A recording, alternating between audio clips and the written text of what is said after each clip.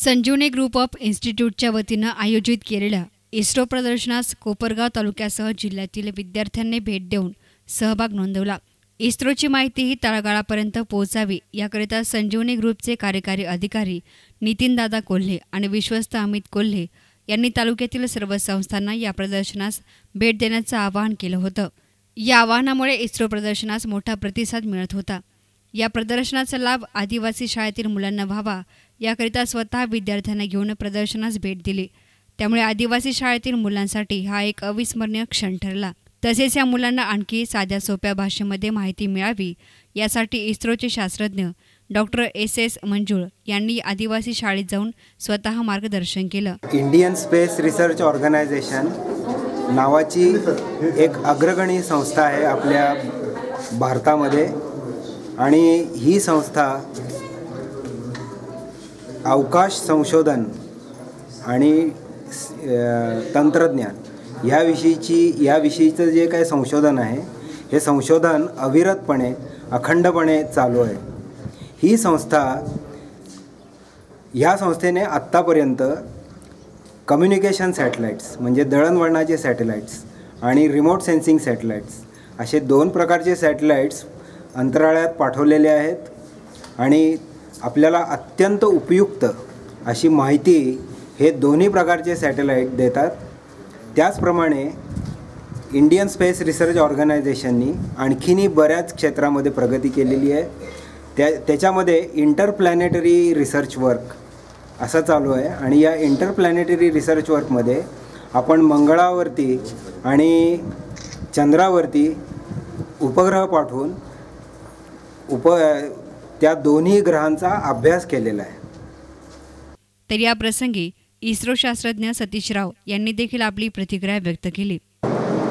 माझं नाव सतीश राव म्हणून आहे। मी याच कॉलेजमध्ये शिकायला होतो इलेक्ट्रॉनिक्समध्ये 1994 पासून 98 पर्यंत BE इलेक्ट्रॉनिक्स केलेलं आहे। सध्याचे जे प्रिन्सिपल आहेत केतन वारसाहेब हे आमचे मुख्य शिक्षक त्यावेळेस आणि त्यामुळे जे काही ज्ञान मला मिळालं ते याच कॉलेजमधून मिळालेलं आहे आणि त्याच्यामुळे कॉलेजसाठी काहीतरी परत द्यावं की आपण ज्या भागात वाढलेलं आहे त्या गावातल्या लोकांसाठी काही फायदा व्हावा हे एक उद्देश होता की त्याच्यासाठी आम्ही इस्रोचं एक प्रदर्शन इथे घेऊन आलेलं आहे। आता काय झालं की गेल्या काही वर्षात इस्रोबद्दल दर काही दिवसानंतर वर्तमानपत्रात किंवा बातम्यांमध्ये TV मध्ये लोकांना पाहायला मिळतं आणि त्यामुळे लोकांना इस्रोबद्दल खूप उत्सुकता झालेली आहे की इस्रो काय करतं कसं करतं हे स्वतः पाहावं असं वाटतं।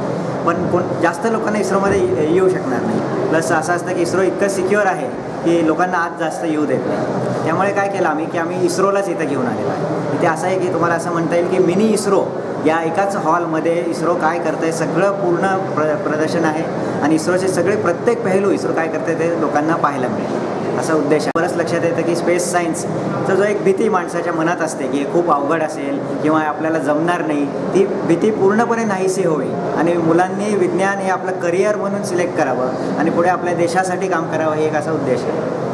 इस्रो आत्तापर्यंत जे आम्ही एक्झिबिशन केलेले आहेत महाराष्ट्रात असल्या भागात आम्ही पहिल्यांदाच येत आहोत। याच्या आधी फक्त मुंबई आणि पुण्याला आमचं एक्झिबिशन झालं होतं आणि या एक्झिबिशनमध्ये आम्ही इस्रोचं सगळं व्यवस्थित अगदी समजून सांगतो। इस्रो लोकांसाठी काय काम करतं सॅटेलाईट कसं बनवतं हे सगळं मुलांना समजवतं आम्ही आणि त्यामुळे बऱ्याच मुलांना इस्रोचं माहिती पूर्णपणे होऊन जाते हे आहे। आणि इथे आम्ही आल्यावर काय करतो की लोकांना समजवण्यासाठी सुद्धा आम्ही ह्या कॉलेजच्याच मुलांची मदत घेतलेली आहे। आता जर तुम्ही एक्झिबिशन जर पाहिलं तर जवळपास 60 मुलं मुली आहेत याच कॉलेजचे ज्यांना आम्ही पहिल्या दिवशी ट्रेनिंग दिलेली आणि ते इतके उत्कृष्ट रीतीने आता समजवता आहेत त्याच्यावरनं तुम्हाला अंदाज येईल की मुलांमध्ये किती केपेबिलिटी आहे। ती केपेबिलिटीला जर आपण थोडं असं काही एक्झिबिशन करून प्रोत्साहन दिलं की पुढे आपल्याला भारताला नवीन वैज्ञानिक निर्माण करता येतील असं आम्हाला वाटतं।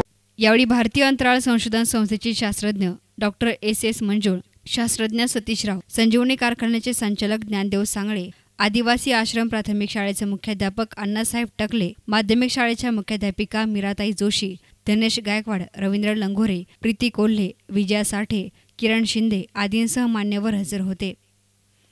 न्यूज रिपोर्टर युसुफ रंगरेजसह कॅमेरा पर्सन आसिफ रंगरेज, एस9 मीडिया, कोपरगाव।